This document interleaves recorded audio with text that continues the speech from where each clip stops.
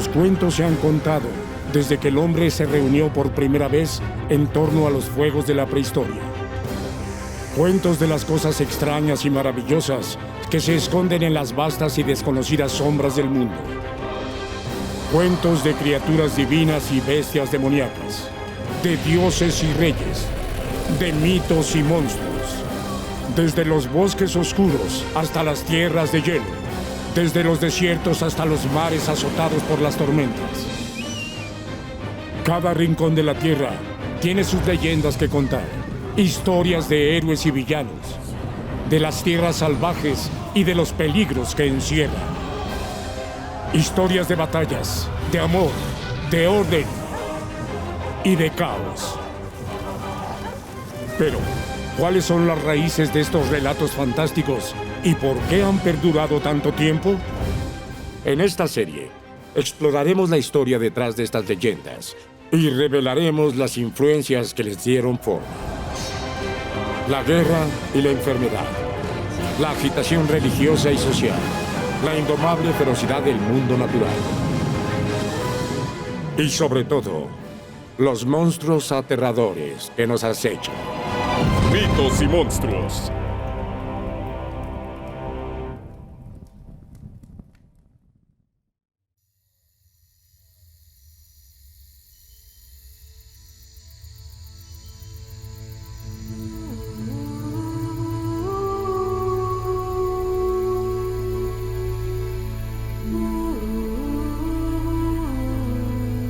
El amor es paciente.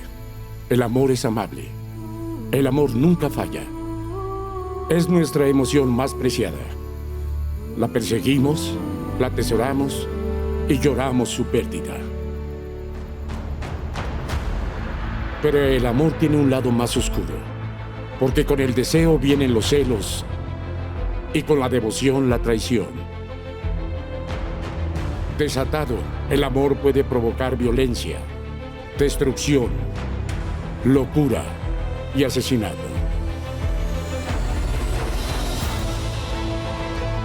Es en el mito y la leyenda donde la sociedad lucha con la naturaleza retorcida del amor. ¿Cómo puede inspirarnos y devorarnos?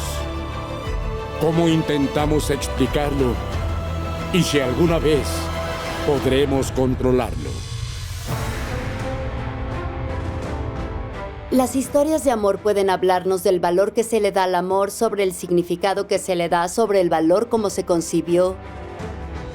Las historias de amor y los mitos suelen referirse a la forma en que las sociedades reaccionan, a la forma en que estructuran los roles de género.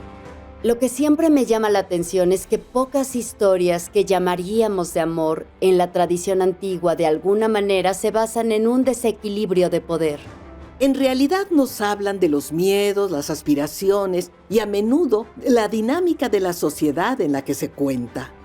Lo que nos dice es que no somos los seres humanos racionales que pensamos que somos, que también somos grandes cubos blandos de sentimiento que no podemos manejar.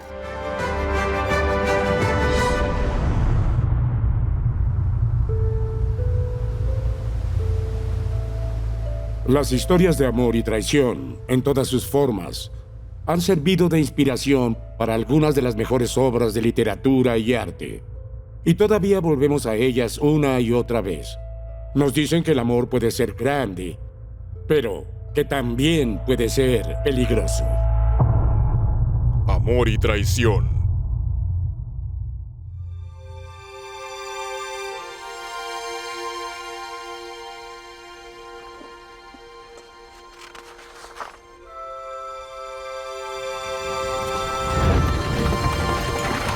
El convoy real traqueteó por caminos de tierra. El viaje había sido largo. Ni una brisa perturbaba el calor del día. La princesa Ifigenia contemplaba el paisaje. Su madre, la reina Clitemnestra, dormitaba a su lado. No se habían detenido desde que aquel mensajero sin aliento había venido al palacio. Era un mensaje urgente de su marido, el rey Agamenón. Clitemnestra debía reunirse con él en el lejano puerto de Aulis y debía llevar con ella a su amada hija.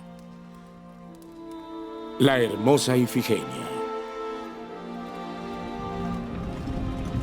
El carruaje seguía avanzando. Pasarían horas antes de que llegaran a su destino. Ifigenia examinó un mechón de pelo errante. Esto no serviría. Llamó al convoy y convocó a sus sirvientas. Le dieron forma a su cabello en intrincadas trenzas, con joyas de oro alrededor. Quería lucir lo mejor posible, porque Ifigenia estaba a punto de casarse. En la sociedad moderna, la mayoría de los matrimonios, al menos al principio, se basan en el amor, pero no siempre fue así. En los siglos pasados, el matrimonio tenía poco que ver con las emociones. Para los poderosos, especialmente, eran alianzas entre familias y naciones. No te casabas para ser feliz. Te casabas para llenar un tesoro, para evitar una guerra, o como en el cuento nórdico de Lai de Thrym, para reclamar algo que fue robado.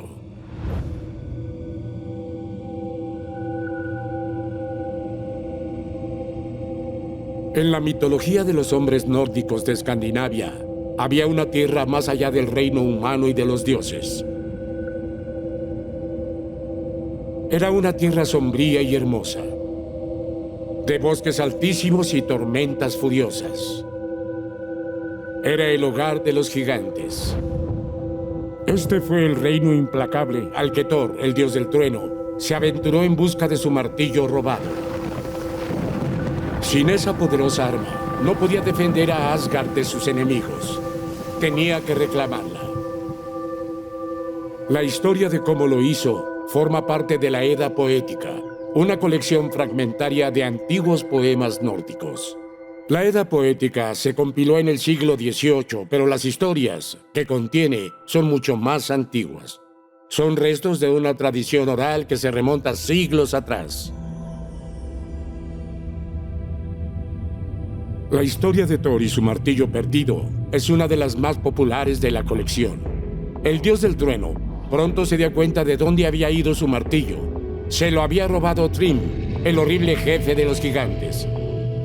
Y solo se lo devolvería con una condición. Freya, la diosa del amor, tenía que casarse con él. Thor y su hermano, el dios tramposo Loki, intentaron convencerla. Pero Freya se negó. Si Thor quería recuperar su martillo, tendría que encontrar otra forma.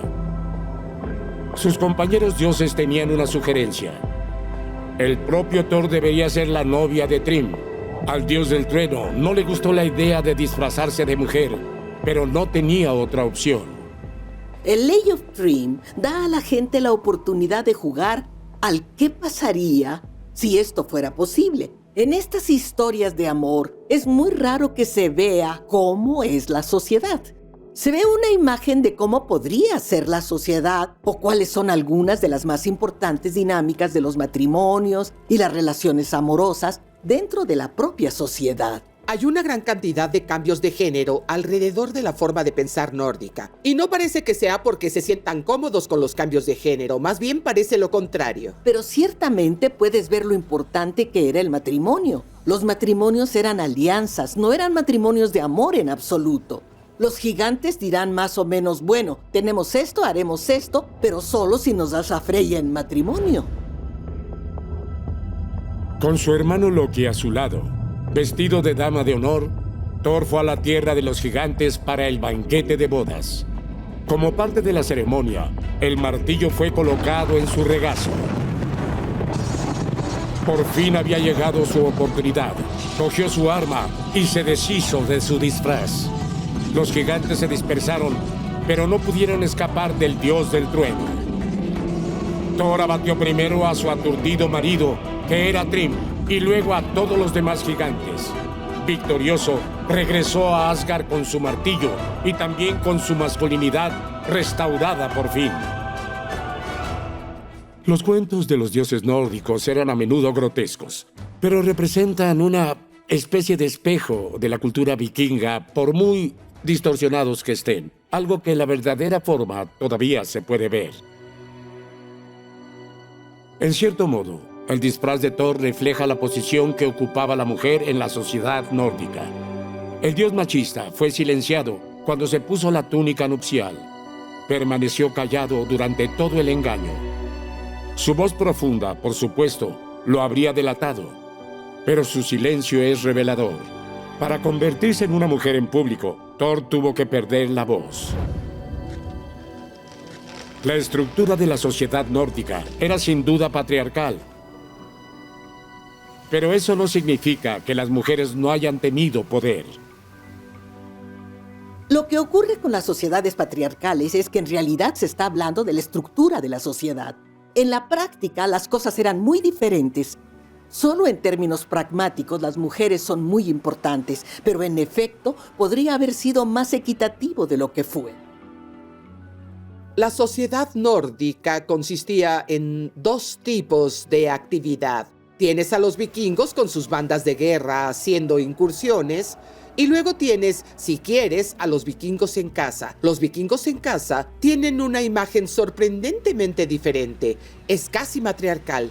Las mujeres en Islandia y en las tierras nórdicas son muy poderosas y están fuertemente en el control de lo que ocurre dentro de su red de parentesco.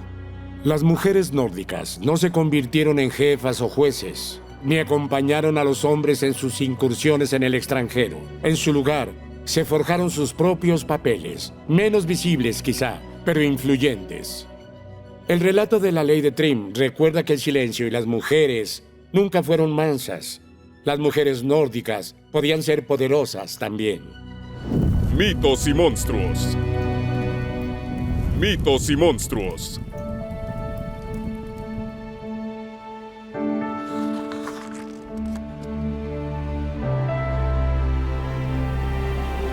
El puerto de Aulis. Aquí el rey Agamenón había reunido a su vasto ejército. Y aquí esperaban, pues no había señales del viento necesario para llevarlos a la guerra. En una tienda encaramada en lo alto de los mares plácidos, la princesa Ifigenia esperaba con su madre. Nunca se había visto más hermosa, pero nunca conoció antes a su futuro marido. En el mayor ejército jamás reunido, él era el mayor guerrero, Aquiles. Este era el hombre que Ifigenia había llegado tan lejos para conocer. Este era el hombre que su padre le había prometido. Aquiles se dio cuenta de que Ifigenia le miraba fijamente y sonrió. Parecía todo un hijo de una diosa. Ifigenia se inclinó. «¿Qué es lo que te trae a Aulis?», dijo el guerrero. No sabía de ninguna boda. Agamenón había mentido. Había mentido a su esposa. Había mentido a su hija. Las lágrimas aguijonearon sus ojos, pero no las dejó ver. Ella corrió a la habitación empujando a los guardias. Si no era Aquiles, ¿con quién iba a contraer matrimonio? La decepción de Ifigenia es muy comprensible. El rechazo y las expectativas defraudadas son el precio que suele exigir el amor.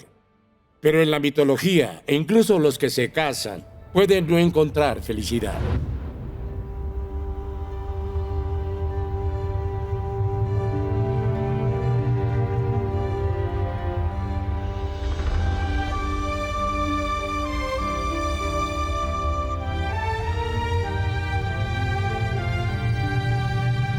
Cornualles, en el suroeste de Inglaterra, una antigua costa esculpida por los largos estragos del mar y el viento.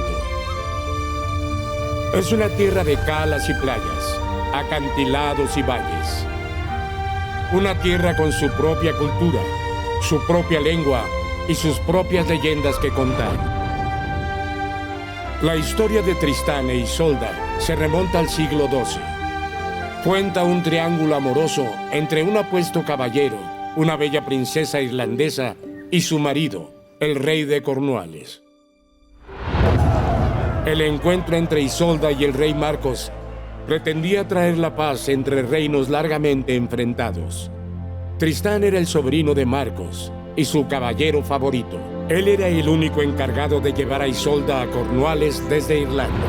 Sin embargo, en ese viaje, Tristán e Isolda tomaron una poción que les hizo enamorarse perdidamente.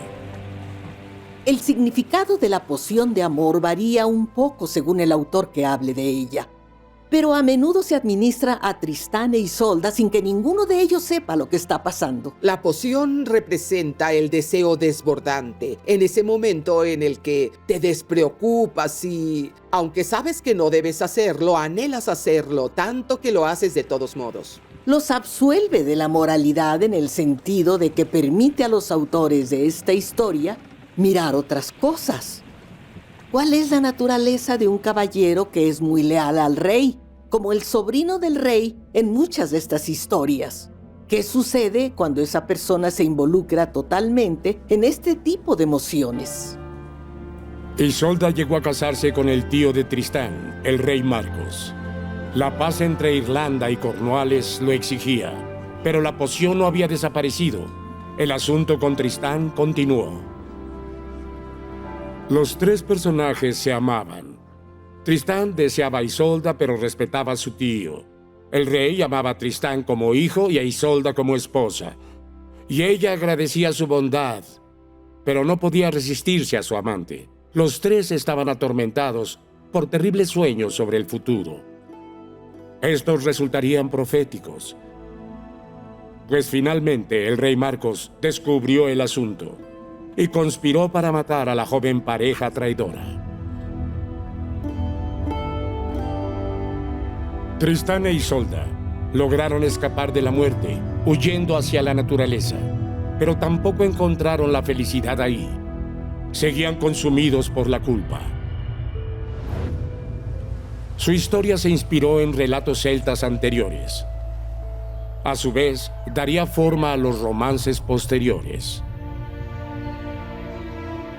Su influencia puede verse en el cuento de Lancelot y Ginebra, el primer relato conocido de la trágica relación amorosa entre la esposa del rey Arturo y su mejor caballero data de finales del siglo XII. Fue escrito por Chrétien de Troyes, un poeta de la corte francesa. Chrétien de Troyes es uno de los escritores románticos medievales más famosos. Fue él quien inventó el romance artúrico. Su historia más famosa es la de Lancelot y Ginebra, en la que introduce a Lancelot a la leyenda artúrica. Lancelot es un recién llegado a la mesa redonda y procede de una época mucho más cortesana que los anteriores caballeros, más salvajes y peludos. Es mucho más pulido, no solo tiene una gran destreza física, sino que sabe cómo moverse en un salón de banquetes, es bueno con la moda y es físicamente hermoso. En lugar de ser solo grande, corpulento y fuerte, eso es lo que aporta Chrétien a la historia.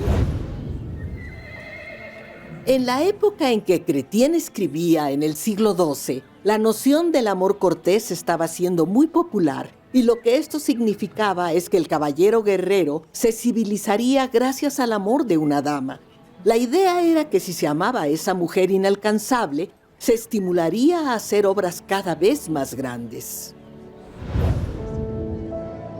La historia era atractiva para las mujeres de la corte francesa. En su vida cotidiana, la dinastía y lo político triunfó sobre lo romántico. Los matrimonios concertados eran la norma. Los maridos desaparecían durante años en peregrinaciones o cruzadas. Mientras eran libres de tener amantes, para las mujeres los lazos del matrimonio eran irrompibles.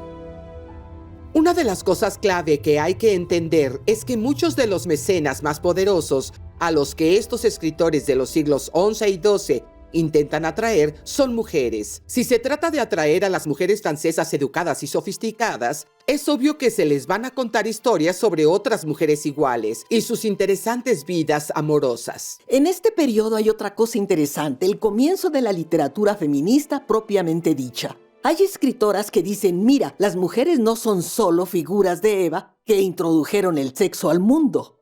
No son solo monedas de cambio en el matrimonio, tienen una psicología propia, tienen moralidad, tienen algo que aportar. Las aristócratas al menos comenzaron a ser capaces de articular su propia sociedad, su psicología e identidad. En estos asuntos estaba en juego algo más que un sentimiento herido. El asunto de Tristán e Isolda ponía en peligro la tregua entre Cornualles e Irlanda. La paz solo estaba asegurada cuando la infeliz pareja decidió separarse. La princesa Isolda volvió con el rey Marcos y Tristán se fue de Cornualles para siempre. En estas historias, el destino de las naciones depende de los asuntos del corazón. Nos recuerdan que detrás de los grandes momentos de la historia, a menudo se esconden las relaciones y los fallos humanos. Exploran cómo todos debemos conciliar las pasiones privadas con otras responsabilidades y se preguntan, ¿cuándo compiten nuestras lealtades y amores? ¿Cuál triunfará? ¿Y cuáles serán las consecuencias? Mitos y monstruos. Mitos y monstruos.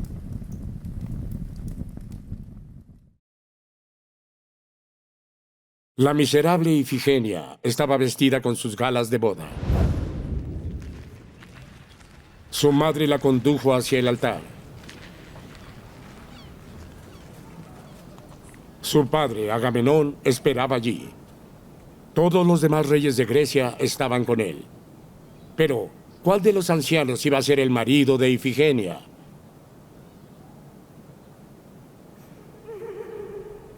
Todos nosotros somos mortales, dijo temblando el rey.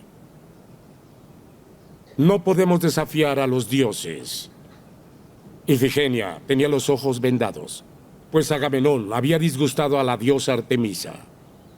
Ella fue la que había calmado los vientos. Se exigía un terrible sacrificio si los griegos querían llegar a Troya. Clitemnestra se lanzó hacia adelante, intentando alcanzar a su hija. Pero unos fuertes brazos la retuvieron. Gritó rogando a su marido que no dañara a su hija, pero Agamenón ahogó sus palabras con la oración.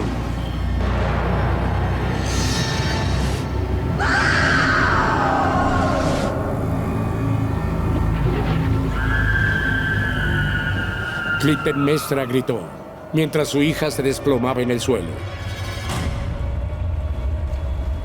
Entonces comenzó, al principio un silencio, pero pronto se extendió de un extremo a otro del puerto.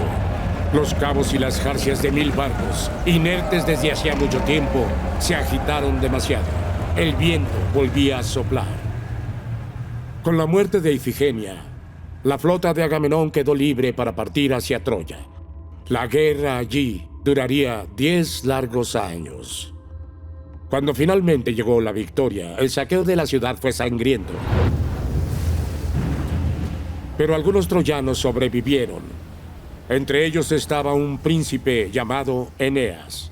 Aunque su esposa murió en la carnicería, consiguió escapar de la ciudad en llamas con su anciano padre y su hijo pequeño. Su historia se cuenta en el gran poema épico La Eneida, escrito durante 10 años en el siglo I a.C. por el poeta romano Virgilio. Se considera ampliamente como su obra maestra.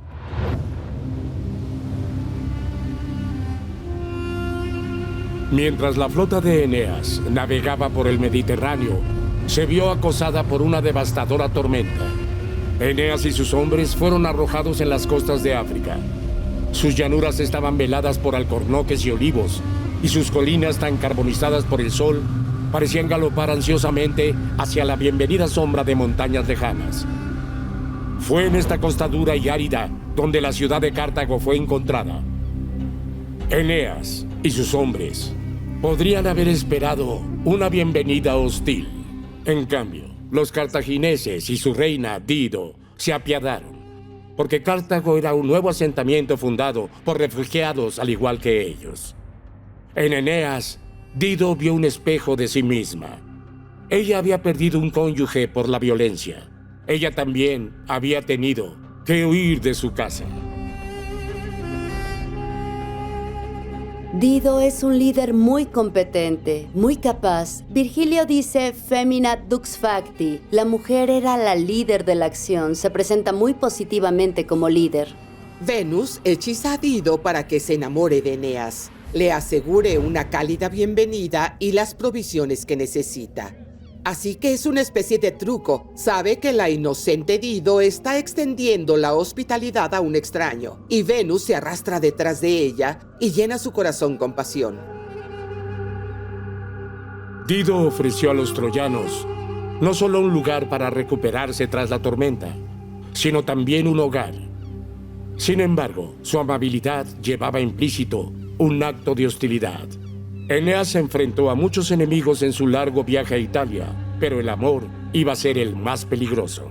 Cuando Dido y Eneas salen de cacería, las diosas organizan una tormenta que es tan fuerte que tienen que refugiarse, separados del resto del grupo, en una cueva, y consuman su relación con el sonido de los lobos aullando, lo que no es un buen augurio.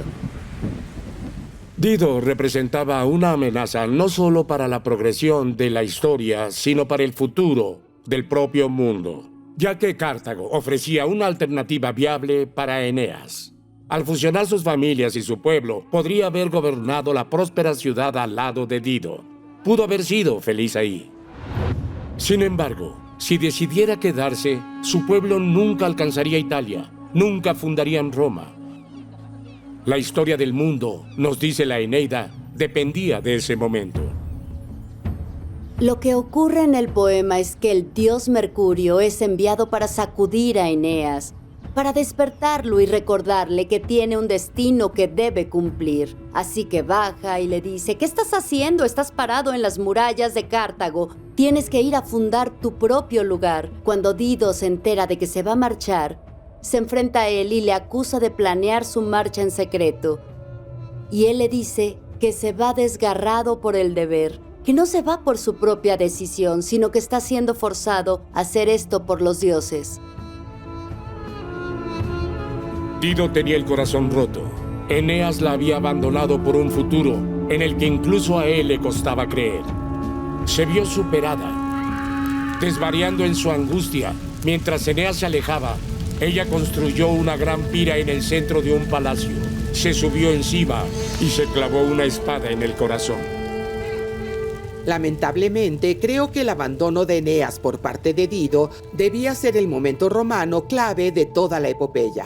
Creo que se trata de dar a entender la capacidad del hombre romano de renunciar al placer sensual y al atractivo de todo lo que representa Cartago, que es algo seductor, la mala religión, las prácticas inmorales traviesas, en favor de lo lineal. Todo esto es el ideal de la legión romana. También es un triunfo sobre una especie de lujo y orientalismo y comodidad. Una de las cosas que Mercurio critica a Eneas es que lleve una especie de túnica púrpura que Dido le ha regalado.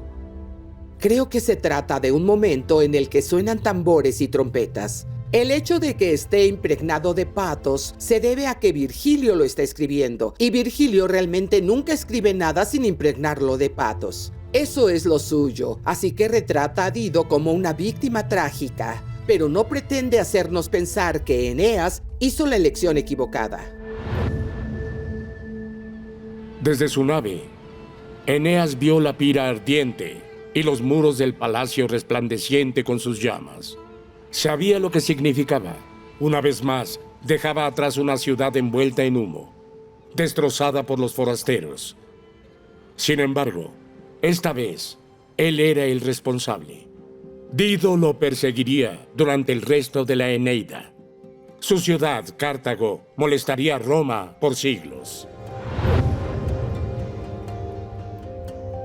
En las últimas palabras de Dido dice que se alegra de viajar al inframundo y espera que Eneas vea la pira y que su muerte sea un presagio, una ómina para los romanos. Ahora bien, lo que esto presagia son varios siglos de conflicto entre Roma y Cartago. Roma y Cartago habían librado en la época de Virgilio 3 guerras, llamadas guerras púnicas. Y Virgilio casi está diciendo que es intrínseco a Roma oponerse a Cartago debido a esta elección que hizo Eneas. Virgilio pone al descubierto el potencial destructivo del amor. Tentó a Eneas a olvidar su deber y transformó a Dido de una sabia y fuerte líder en una criatura humillada y salvaje. Pero hay una segunda transformación en marcha, una más sutil y quizá más subversiva. Virgilio escribiría, tras una guerra civil, El asesinato de Julio César en el 44 a.C. había provocado un vacío de poder en el corazón de la República Romana. La lucha por la supremacía duraría más de una década. Al final, fue Octavio, hijo adoptivo de Julio César, quien triunfó. En la batalla de Actium derrotó a su único aliado del tiempo, Marco Antonio. Al lado de Marco Antonio hasta el final estuvo su amante Cleopatra, la reina de Egipto. Ella era una figura de burla, miedo y odio en Roma. Virgilio sabía todo esto, por lo que es imposible ignorar los ecos de la reina africana en su representación de Dido. Habría resonado en el público de Virgilio, que acababa de vivir las segundas guerras del Triunvirato, en las que estaba muy implicado Antonio y la alianza egipcia de Cleopatra. Hay una manera de leer el Dido Eneas como Eneas tambaleándose en un precipicio de Antonio Cleopatra escapando del destino.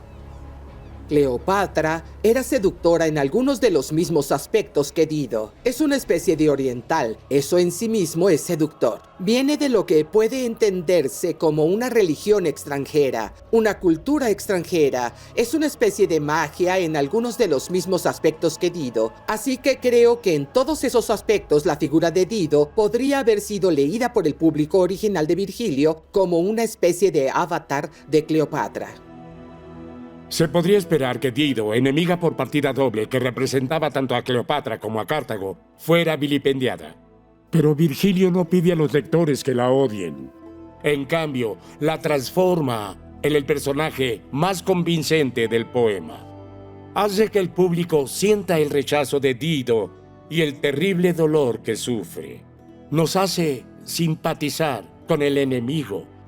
El amor, dice Virgilio, puede ser algo peligroso, pero si lo es, al menos debe estar por encima de las divisiones políticas. Mitos y monstruos. Mitos y monstruos.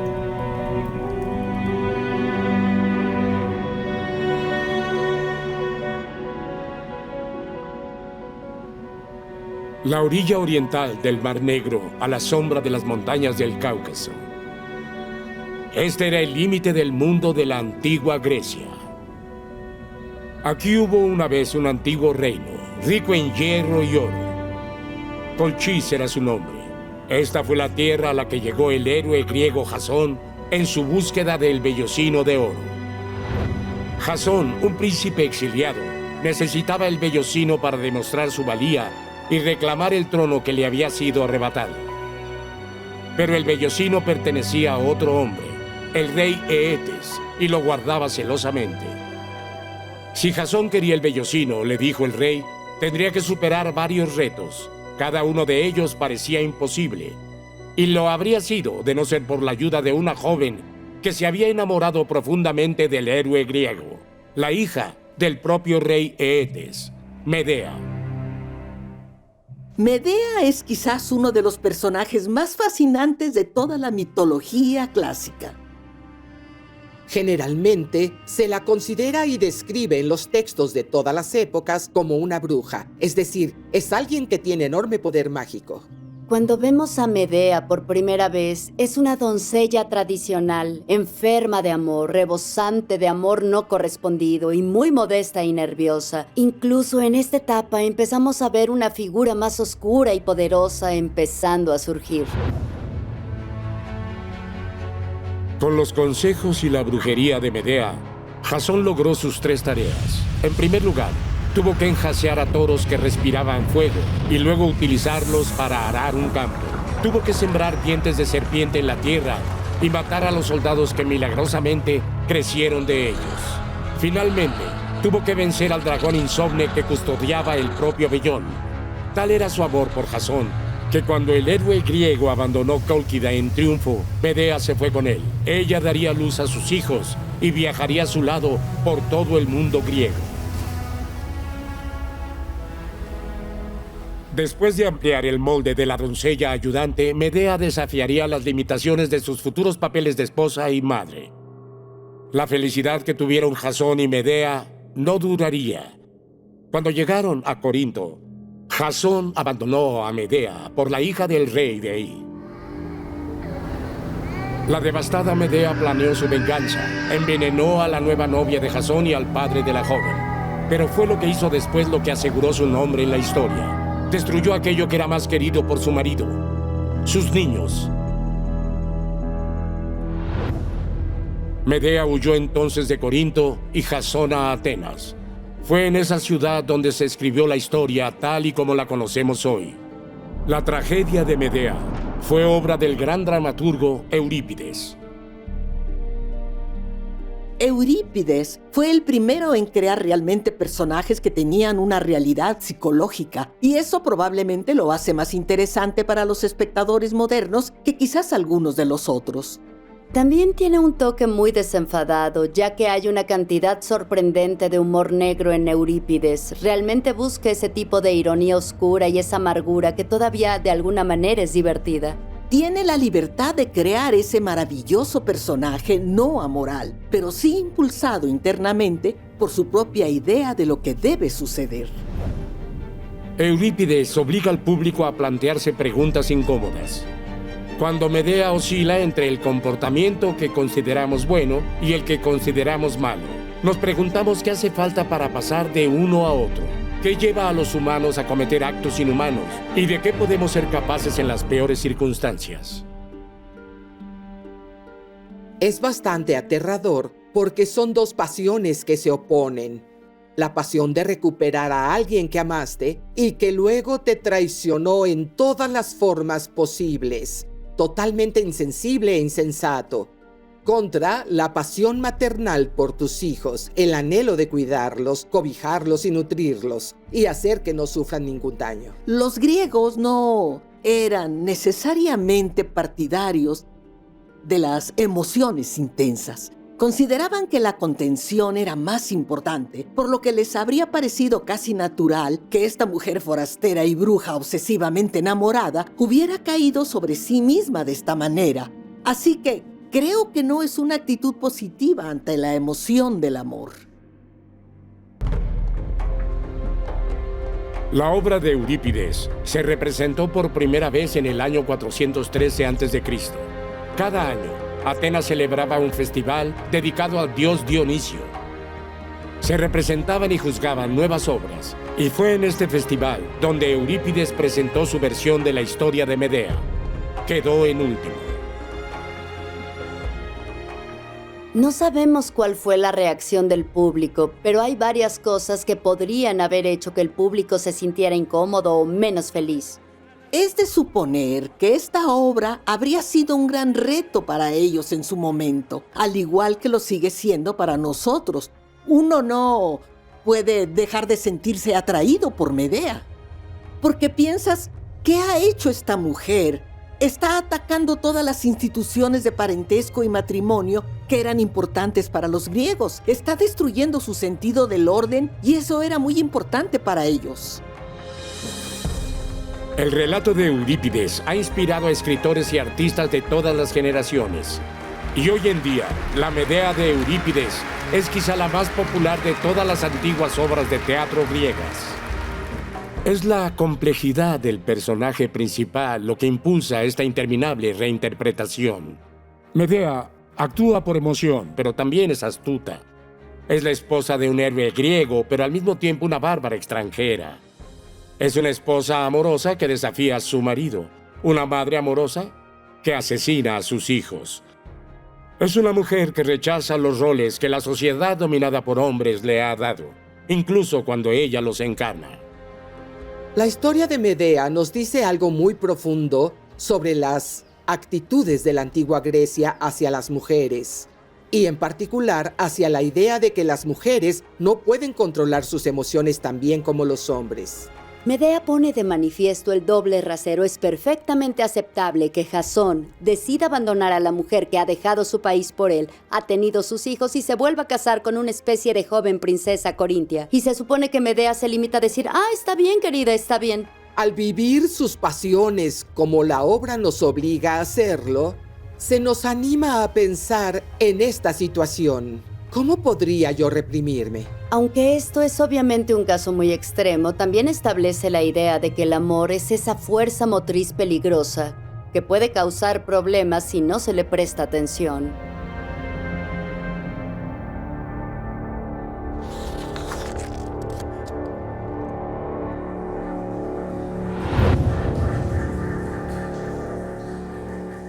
Tras 10 años de guerra, el triunfante Agamenón regresó de Troya. Pero su esposa, Clitemnestra, había hecho un juramento todos esos años. La hija que Agamenón había sacrificado para llegar a Troya no había sido olvidada. Por fin, habría justicia para Ifigenia.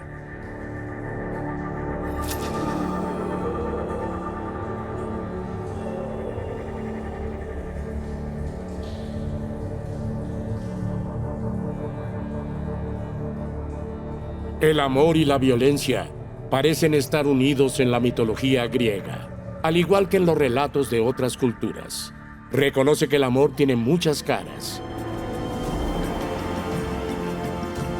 Todas estas historias nos siguen hablando, pues la naturaleza de este poder de las emociones no ha cambiado.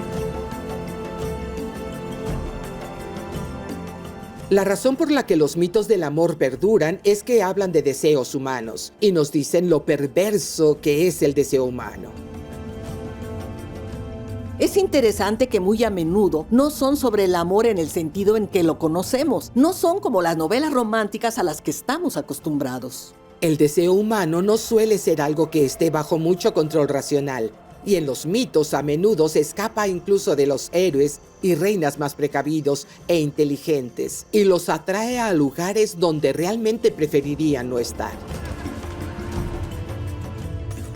La cuestión es dónde colocar el amor como esta emoción irracional y poderosa dentro de una estructura de sociedad y qué ocurre cuando se desprecia. Todas las sociedades deben encontrar la forma de canalizar esta emoción, ya que su poder sobre el espíritu humano es inigualable. Sí, a veces inspira actos de horrible violencia con mucho más frecuencia. Es responsable de la bondad, el autosacrificio y la valentía. Sin embargo, no puede haber uno sin el otro. El amor es paciente. El amor es amable. Pero el amor también es irracional. Y el amor puede ser peligroso.